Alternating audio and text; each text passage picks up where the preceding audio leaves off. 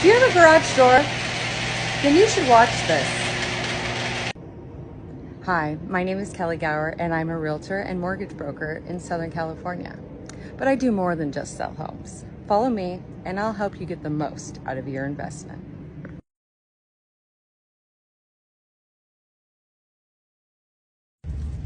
Just spray a little bit everywhere where there are moving parts.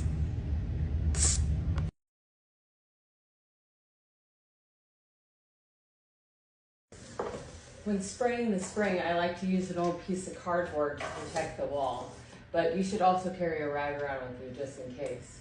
You don't have to get it in the spring. Just get it on top of the spring like this.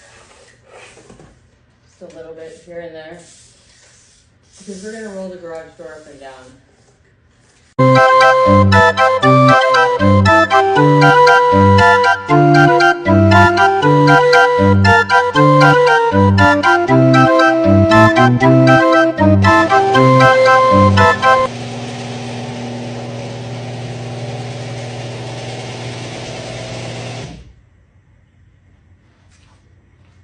And that's how you do it.